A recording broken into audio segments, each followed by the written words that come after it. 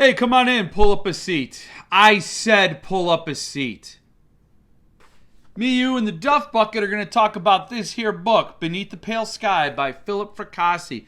Ignore the blurbs on the book. They're from reputable people. They're from Paul Tremblay and Christopher Golden, but what I'm about to tell you is much more credible. But as I said, me, you, and the Duff Bucket are going to be talking about this book, so let's get the Duff Bucket involved. What have you got for me today, Magic Duff Bucket? You got a Sugarfoot Stout. Yes, because nothing goes together with a Fracassi better than a Rapture.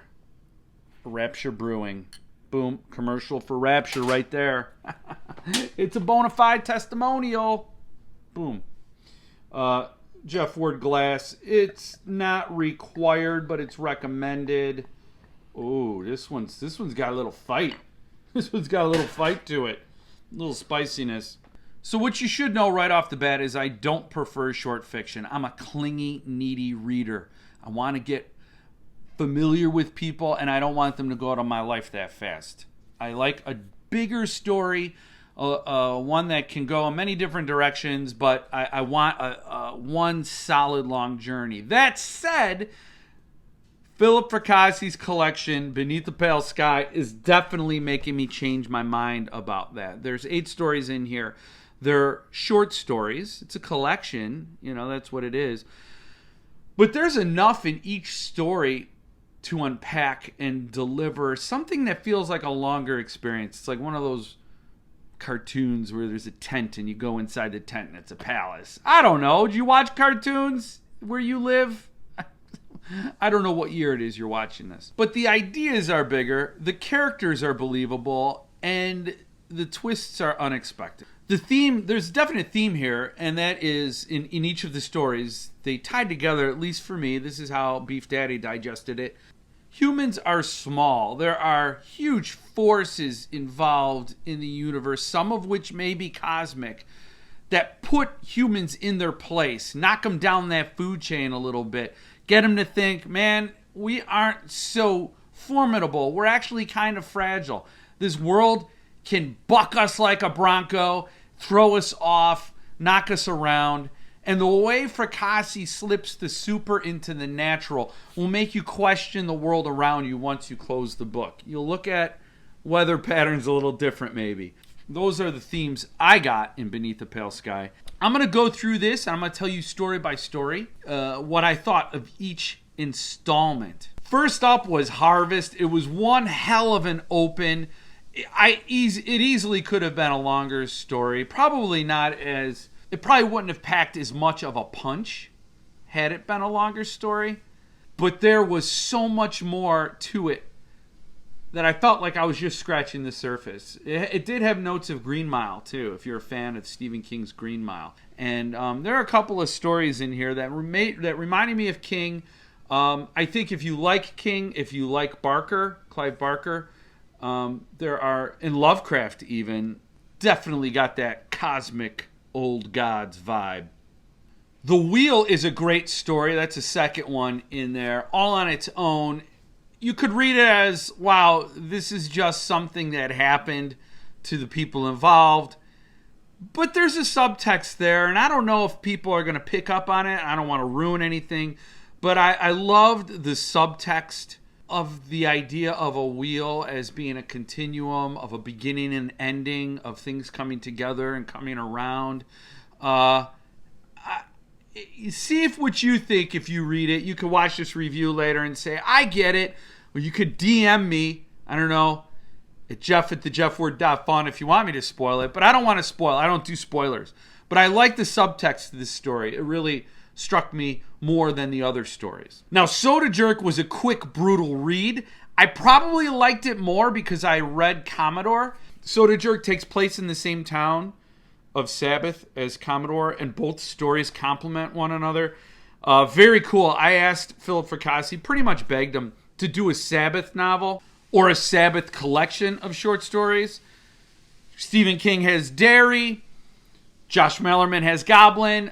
I think Philip Fracassi can own Sabbath in the same way. It would be an awesome ride. There's a lot there.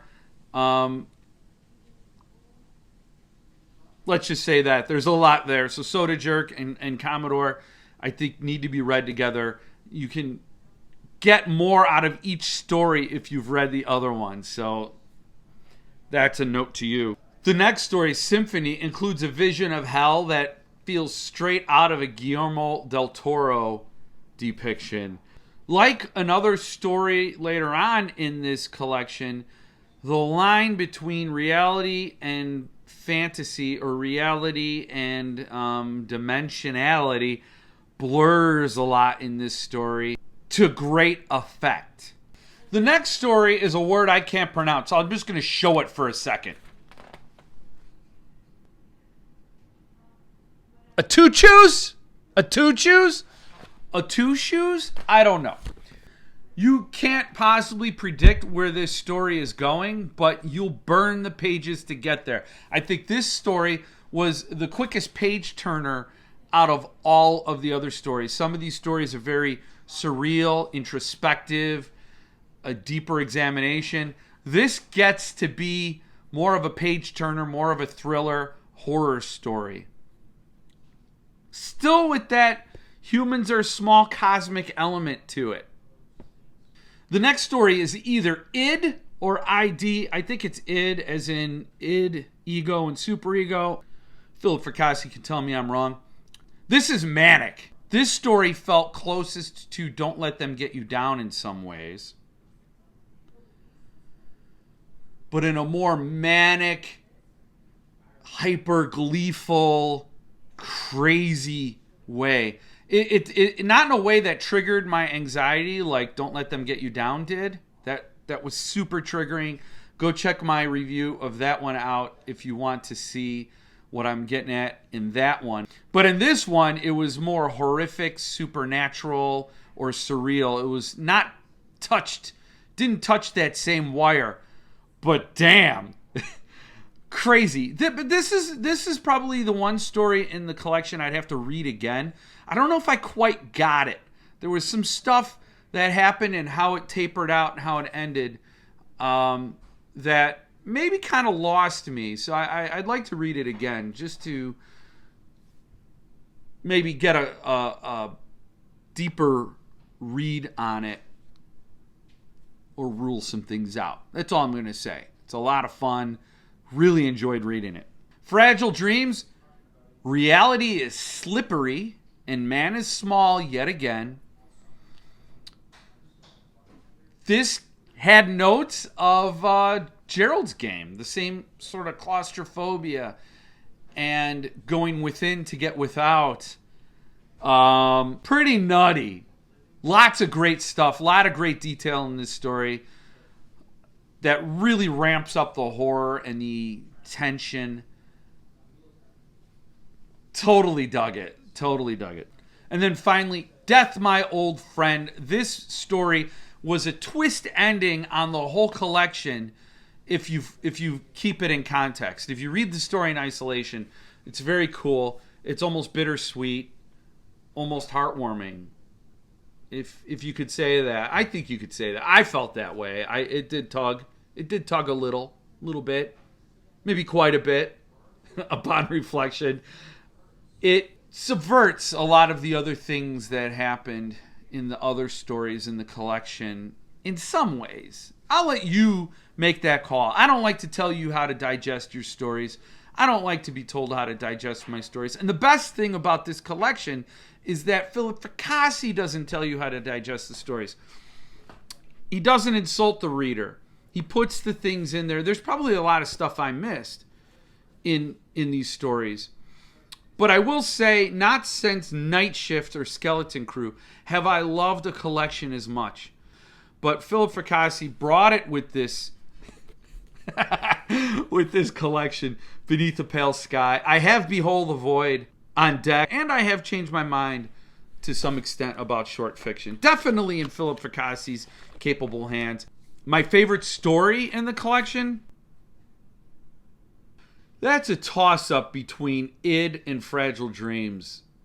Maybe it is ID, because both letters are capitalized. Maybe it is ID. But ID and Fragile Dreams got me in ways that I really liked. I like those stories the most. Not to say any of the other ones were by any means sleepers. All killer, no filler, for sure. And from my understanding, Death, My Old Friend has been optioned, and it looks like it's going ahead for an adaptation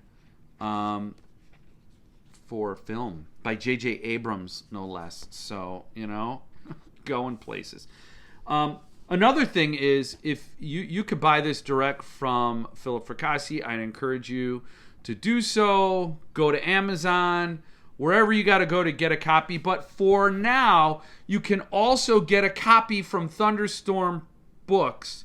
They're doing a very fine limited edition of Beneath the Pale Sky with story notes. So that's bonus content that you can't get anywhere else. And a nice signature and fantastic art by an artist who's worked for the likes of Subpress and Stephen King and so on. So great artwork, a great author, a great collection, and bonus content. Maybe yes. So you can only order that. You can only pre-order that up until September 14th, 2022. I have no idea when you're watching this. Hopefully you're on it, like most people, watching it really quickly. If not, get the book from Amazon or wherever you buy books in the future.